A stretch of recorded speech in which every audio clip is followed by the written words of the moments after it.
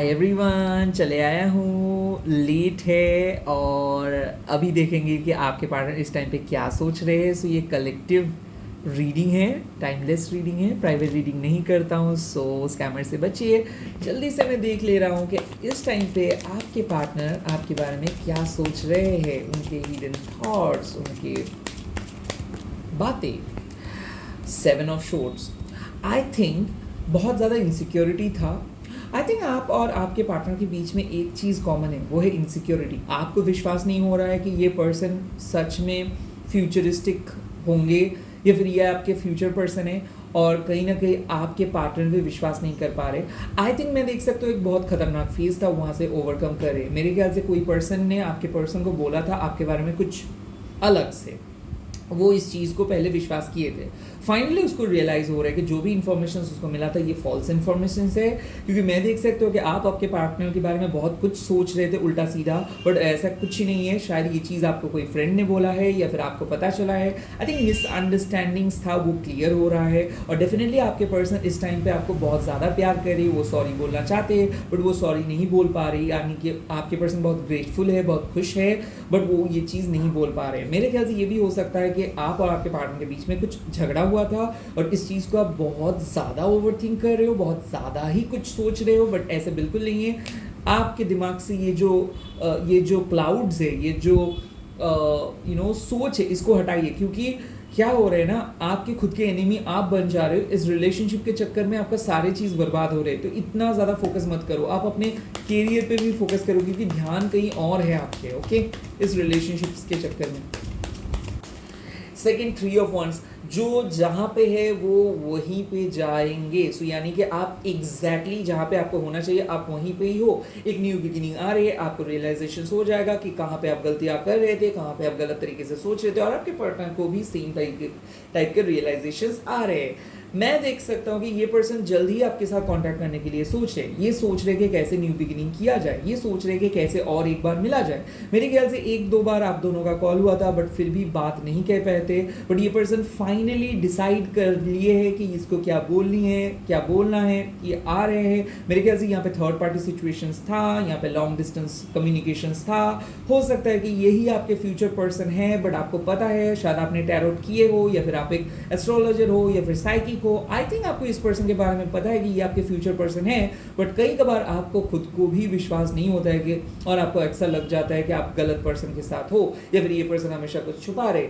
मेरे ख्याल से ओवर थिंकिंग के बाद फाइनली दोनों रियलाइज कर रहे हो। बट 3 ऑफ वंस का और भी एक कार्ड है कि देखो क्या हो रहा है ना, आप दोनों के रिलेशनशिप में ट्रस्ट इश्यूज है। ओके, तो कभी कभार आप लोग बहुत खुश हो रहे हो तब दोनों को माफ़ कर दे रहे हो, बट जब भी दोनों सैड हो जा रहे हो तो एक दूसरे को कीचड़ फेंक रहे हो।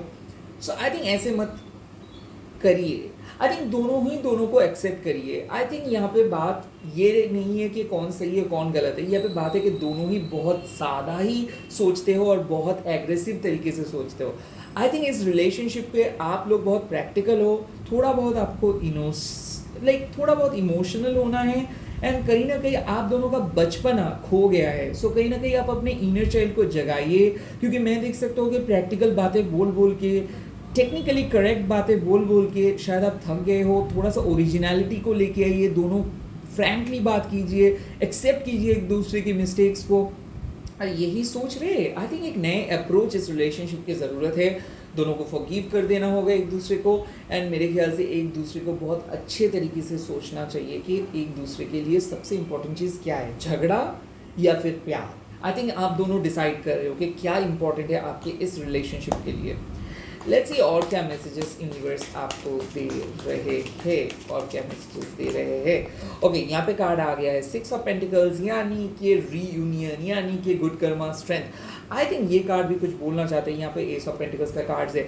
सो मैं एक चीज़ देख सकता हूँ कि आप में से बहुत सारे लोग एक घर ढूंढ रहे हो सकता है पार्टनर को ही अपना घर मान रहे हो या फिर पार्टनर आपको अपना घर मान रहे हैं।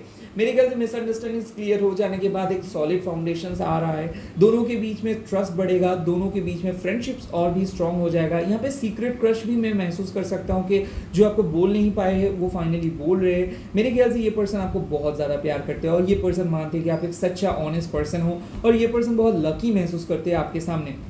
बट यहाँ पे मैं एक चीज़ देख रहा हूँ कि आपके पास बहुत बुरे थे, तो अक्सर आप कंपेयर करते रहते हो आपके पास्ट के साथ इस पर्सन को, या फिर इस पर्सन के पास बहुत बुरे हैं तो इसीलिए ये पर्सन आपको कंपेयर करते रहते हैं। मेरे ख्याल से इक्वल रिसीविंग एंड गिविंग नहीं हो रहा था, तो ऐसा आपको लग रहा था कि इसको आप बहुत ज़्यादा प्रायोरिटी देते हो बट ये आपको कम देता है, या फिर सेम वाइस वर्सा।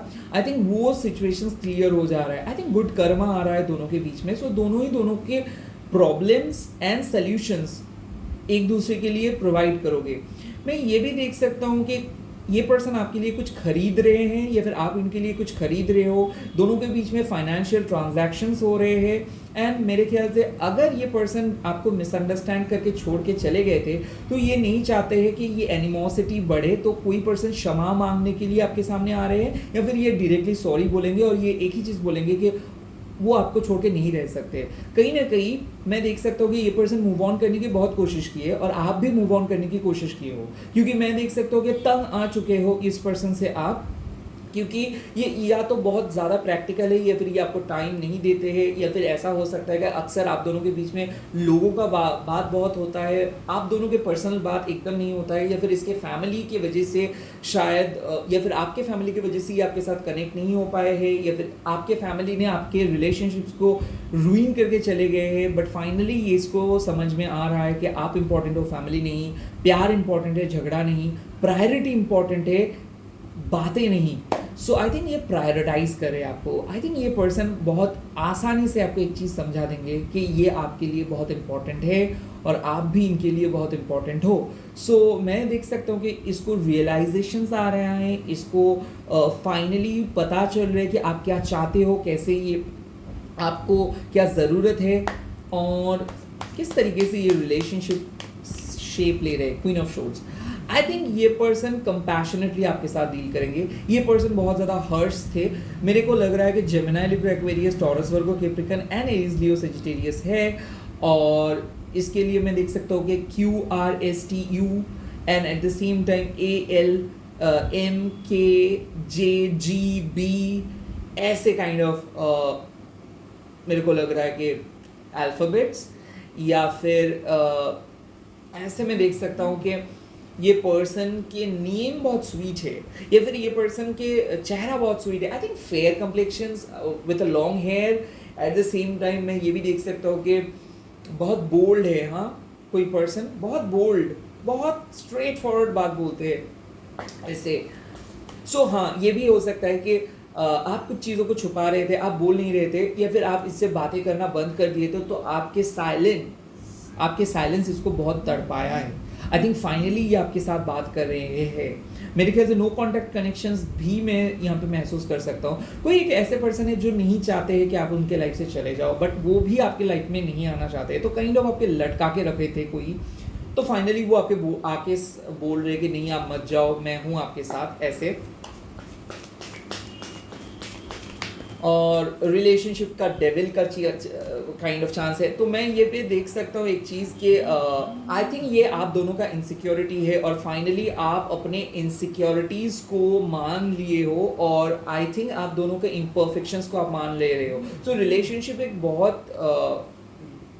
बहुत ही घटिया फेज से जा रहा था। आई थिंक यहाँ पे मैं देख सकता हूँ इस पर्सन को आप गाली तक दिए थे, या फिर अब्यूजिव हो गए थे इमोशनली, या फिर बहुत टॉक्सिक हो गया था। तो ये टॉक्सिक सिचुएशंस में आप लोग इतना घना डार्कनेस के अंदर में भी आप लोग कुछ पॉजिटिव बातों को याद करके डिसाइड कर रहे हो कि हाँ इस पर्सन के साथ एक बार बैठा जाए। मैं देख सकता हूँ कि ये पर्सन के साथ एकदम ही आपका कनेक्शंस नहीं है और काइंड ऑफ आप लोग तंग आ चुके हो। कोई ऐसे कनेक्शंस भी है, वो कार्मिक बॉन्ड को आप एक सोलमेट बॉन्ड में ट्रांसफर कर दे रहे हो। And lastly magicians, oh my God, इस कनेक्शंस को आप कंप्लीटली मैनिफेस्ट किए थे। आई थिंक इस पर्सन को आप मैनिफेस्ट किए थे, बट आई थिंक ये पर्सन को आप मैनिफेस्ट किए थे बट आप भी गुस्से में आ गए थे, तो इसीलिए आपको लग रहा था कि इस पर्सन को आपको छोड़ देना चाहिए और ये काइंड ऑफ आप ये पर्सन के ये बहुत कोल्ड हो गए थे और आई थिंक आपको लग रहा था कि पास्ट की तरह ये पर्सन भी आपको छोड़ देंगे, बट फाइनली आप देख रहे हो कि नहीं, ये पर्सन अलग है, तो कोई अप्रोच लेके आपके सामने आ रहे हैं, तो आप अपने इनर डेविल को मार के भगाए हो एंड आपके अंदर के मैजिशियंस को जगाए हो। I think it is perfectly a combination of how to get rid of our own inner devil. I think आप लोग ओवरकम कर रहे हो कोई बहुत खराब situations and at the same time financial crisis. ऐसा हो सकता है कि मेंटली डिप्रेस थे, और ऐसा ये भी लग सकता है कि आपको लग रहा था कि आप चेंड हो, इस रिलेशनशिप आगे नहीं बढ़ सकता है, बट अचानक आप देख रहे हो कि इसके अंदर प्रॉस्पेरिटी है।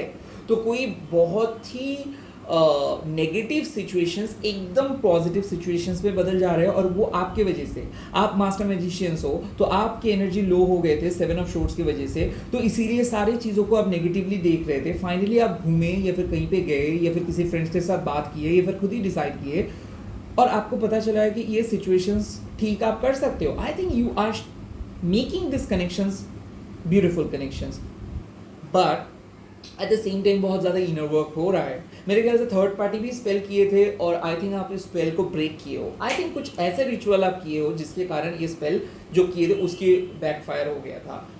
What is the consequences of the devil? क्या चल रहा था, किसके पास ये डेविलिश एनर्जी था? Oh, the 3 of shorts. I think आप दोनों के कोई ऐसे पर्सन है या फिर कोई ऐसा वजह है जिसके कारण रिलेशनशिप ब्रेक हुआ। आई थिंक दोनों पर्सन सेम हो, डेफिनेटली थर्ड पर्सन या फिर किसी के फैमिली मेम्बर्स या फिर किसी के फ्रेंड या फिर किसी के बातें। आई थिंक कुछ ऐसे बातें आप दोनों के बीच में हुआ जिसके कारण शायद ये रिलेशनशिप टूट गया था, या फिर रिलेशनशिप पे एक काइंड ऑफ एक स्टॉप आ गया था, पॉज आ गया था। बट ये दोनों की वजह से ही हुआ है, यानी कि आप भी इसको हर्ट किए हो, ये भी आपको हर्ट किए। कोई एक हाथ से ताली नहीं बजा है यहाँ पे, ओके? एक हाथ से ताली नहीं बजा है। सो कोई स्पिरिट गाइडेंस देना चाहते हैं इस टाइम पे मेरे व्यूअर्स को जो ये देख रहे हैं, इस गाइडेंस क्या होगा? Oh, 7 of pentacles. Wait and watch, wait and watch, wait and watch. एक ही चीज़ आप सोचिए कि कहाँ पे आप थे और कहाँ पे आप आए हो। इस रिलेशनशिप धीरे धीरे बदलेगा, बट इसमें फ्यूचर ब्राइट है, ओके? यहाँ पे बहुत जल्दी अगर आप कुछ डिसीजंस लोगे तो आपका लॉस है। Slow but steady win the race, wait for the opportunity, क्योंकि ये रिलेशनशिप पे इन्वेस्ट करना जायज़ है। All the very best, bye bye, take care. ओम क्रीम दक्षिणा काली के नमो। कमेंट सेक्शंस पे लिख दीजिएगा डिवाइन जस्टिस। वीडियो को शेयर कीजिए, हैशटैग दीजिए टैरोट एनीवन। अगेंस्ट स्कैमर से बचिए, क्योंकि मैं कभी भी आपको पैसा भेजने के लिए नहीं बोलूँगा, ना ही मेरा कोई व्हाट्सएप वगैरह नंबर है, ना ही मैं पर्सनल रीडिंग करता हूँ। Bye bye, take care.